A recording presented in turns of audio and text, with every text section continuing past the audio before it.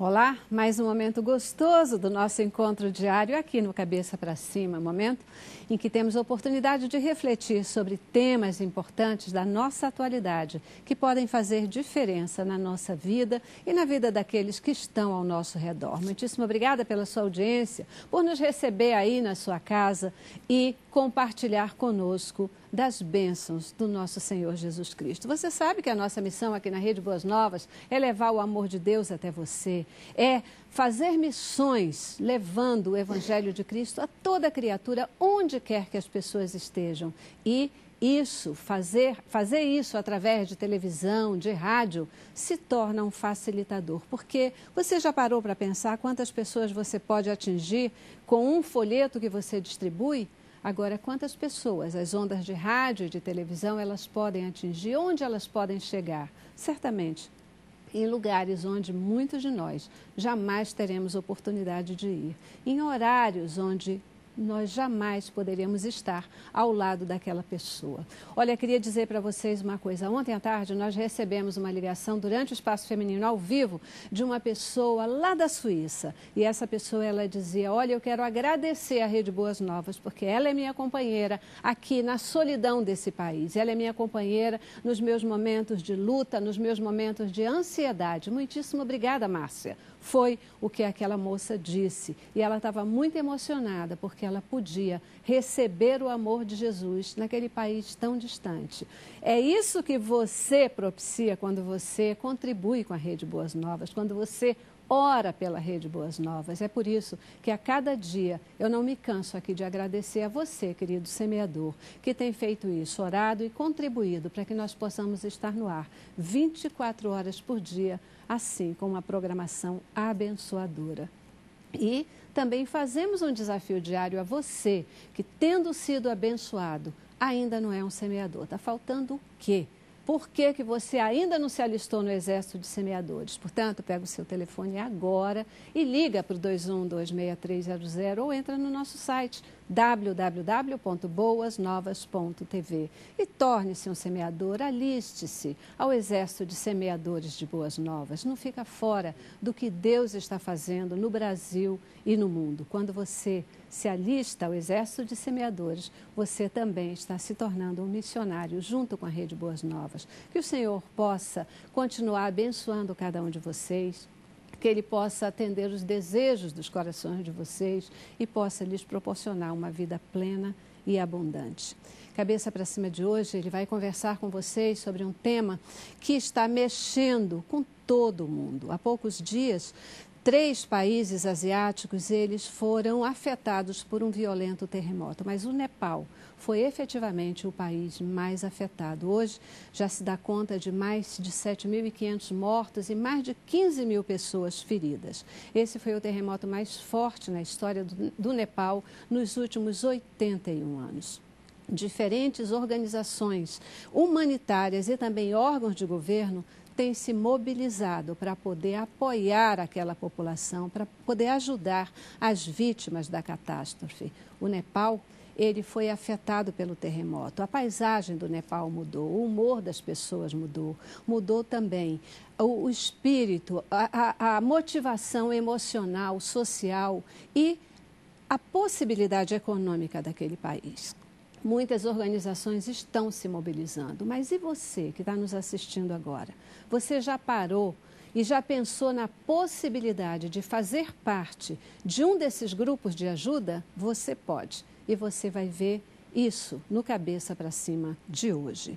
Nós vamos trazer o seu foco e o seu olhar para o Nepal, mas mais do que nunca nós queremos tocar o seu coração. Começamos com o nosso informativo e já nossos convidados nos ajudarão a lhe mostrar a realidade do Nepal hoje.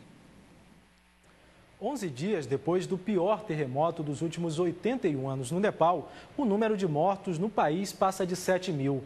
14 mil pessoas foram feridas na catástrofe. À medida que o resgate avança, esses números vão ficar maiores. Em várias regiões, os sobreviventes esperam por alimentos e transporte para um local seguro. Em muitas áreas, as pessoas não têm acesso à ajuda que chega de diversas partes do mundo. De acordo com as Nações Unidas, 600 mil casas foram destruídas ou danificadas. A ONU diz que o governo nepalês precisa afrouxar suas restrições para lidar com o crescente fluxo de doações que agora chegam do exterior, pois os itens vêm se acumulando no aeroporto, impedindo que eles cheguem às vítimas da tragédia. Pois é, muita gente falando sobre o Nepal. É momento da gente falar sobre isso, é momento de chamar a sua atenção. Certamente você tem visto muitas informações, muitos vídeos, vai rever alguns no programa de hoje. Mas nós queremos que você ouça o que os nossos convidados têm a dizer. Eles estão em contato com essa realidade do Nepal e vão nos ajudar a tocar o seu coração.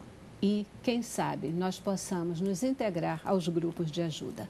Ajuda ao Nepal é o nosso tema e aqui no estúdio, para falar sobre ele, eu recebo Marcos Grava. Marcos Grava, que é missionário da Junta de Missões Mundiais, também presidente da ONG Voluntários em Campo. Ao longo dos últimos anos, o Grava tem liderado equipes de socorro para o Haiti, Japão, Filipinas e todos os campos que tenham necessidade de ajuda humanitária. Muitíssimo obrigada por estar aqui conosco novamente, Grava. Eu que agradeço, Celeste. É um prazer estar novamente no seu programa. É isso aí, né? Sempre que a gente tem situações, né, dessa ordem, você está aí à frente, está aí atuando, levando pessoas. É muito bom poder ter você aqui para falar sobre isso, né? Não por causa dos acidentes ou das tragédias, mas porque a gente tem gente se preocupando com isso. É verdade, né? A gente espera que essas coisas não aconteçam, mas quando elas acontecem, nós temos que dar uma resposta, né? É isso aí, com certeza. Também conosco, André Araújo. André, ele é pastor e missionário, ele é o fundador do Pronto para a Missão, que é um programa de capacitação de missões especiais para campos perigosos. Bota campo perigoso nisso, né, André? É verdade. Muitíssimo obrigada por estar aqui também. Eu que agradeço mais uma vez, é um prazer estar aqui novamente. Estamos aí prontos para ajudar, para colaborar, informar igrejas, formar missionários que tenham interesse em participar em situações de campos perigosos, não só campos de perseguição, mas como desastres naturais, áreas de epidemias, pandemias, endemias e outras áreas. Então, Prontos para a Missão está pronto para isso e eis-nos aqui. É isso aí. A gente está falando aí hoje nós vamos falar especificamente do Nepal, mas o Prontos para a Missão está presente também aqui no Brasil, em Salvador, na catástrofe que a gente também teve lá, em todos esses eventos vocês estão juntos, não é isso? A gente faz a capacitação e as igrejas enviam, né? O nosso papel é capacitar e as igrejas enviam seus missionários, né? As igrejas, as agências missionárias, as juntas. Perfeito. Quais são, hoje, qual a proximidade que vocês têm com o que está acontecendo no Nepal? Como as organizações de vocês, elas, na verdade, podem ajudar nessas situações? Começo com você. Bem, Celeste, a Junta de Missões Mundiais, apesar de ser a maior agência missionária do nosso país, não tem missionários brasileiros trabalhando no Nepal. Mas nós temos alguns colegas nepaleses, autóctones, que nós apoiamos ali e algumas igrejas que temos acompanhado o trabalho. E essas igrejas estão pedindo socorro e ajuda o quanto antes, por isso a Junta de Missões Mundiais decidiu intervir. Perfeito. O Prontos para a Missão, nós preparamos em janeiro, no CTMDT, que é o Centro de Treinamento Ministerial do Diante do Trono. É um grupo de missionários e parte deles são alunos, né, que estão no Nepal. E a capacitação que eles fizeram foi no primeiros socorros e triagem de múltiplas vítimas.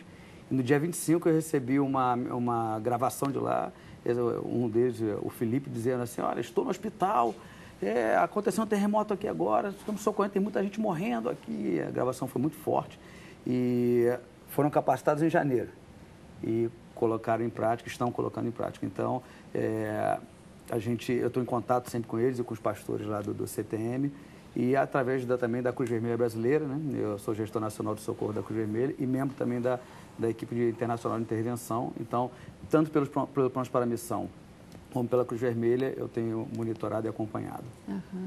Hoje, precisamente hoje, a gente já está falando aí em mais de 7.500 mortos e mais de 15 mil feridos, né?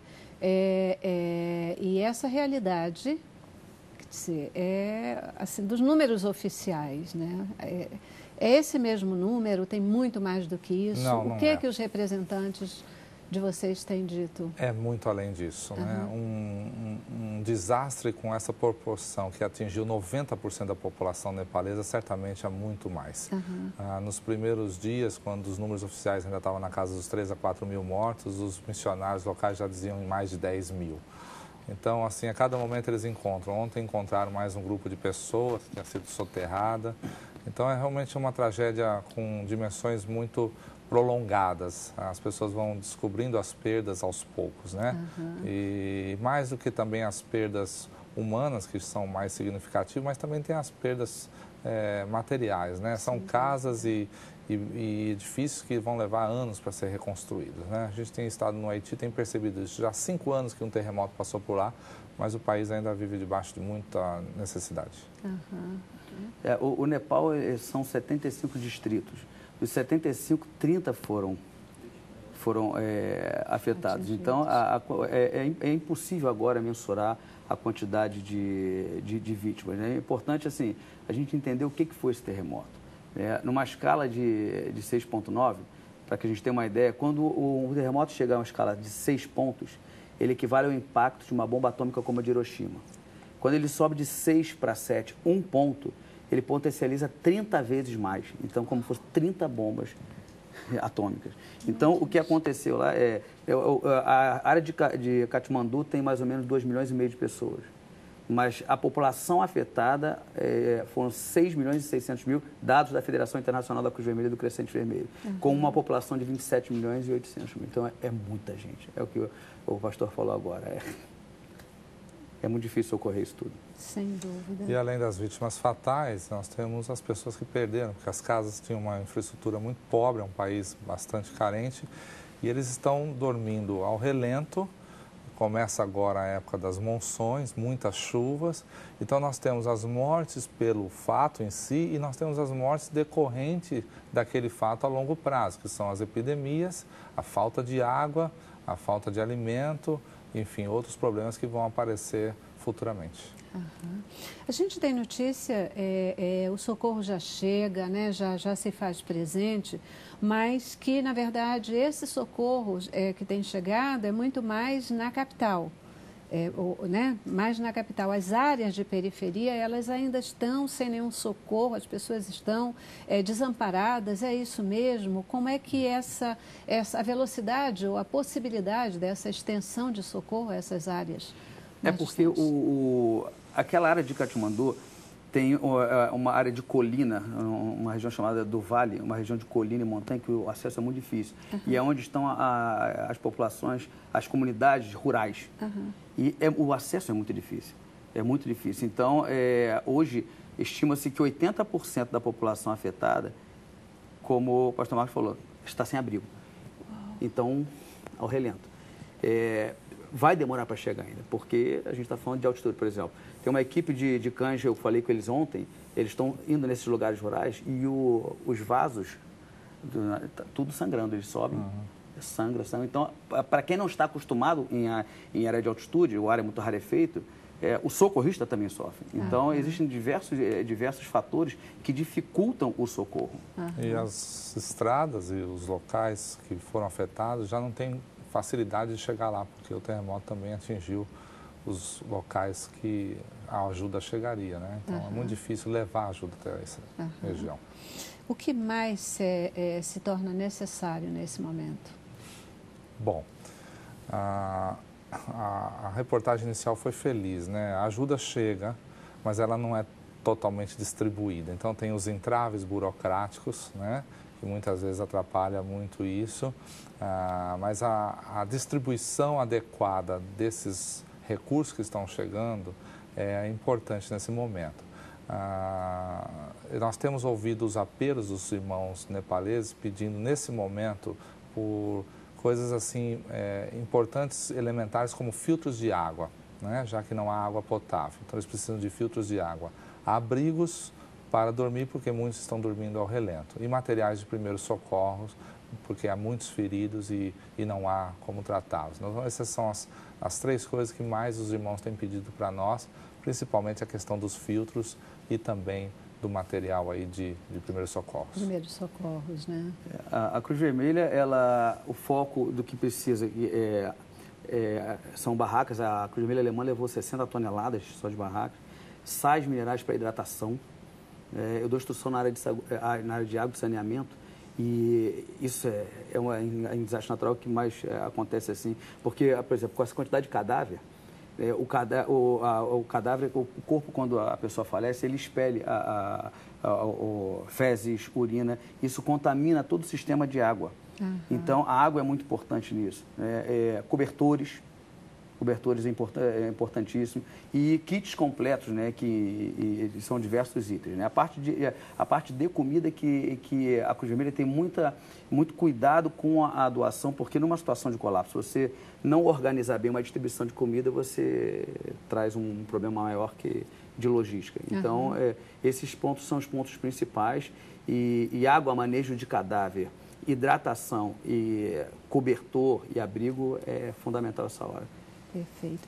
Eu já preciso fazer o nosso primeiro intervalo, vou dar uma paradinha e volto com vocês para a gente falar um pouquinho mais da situação lá, poder ver o impacto, porque hoje a gente vê o país mudou, né? A paisagem do país mudou completamente. As pessoas, elas estão abaladas emocionalmente, a sociabilidade.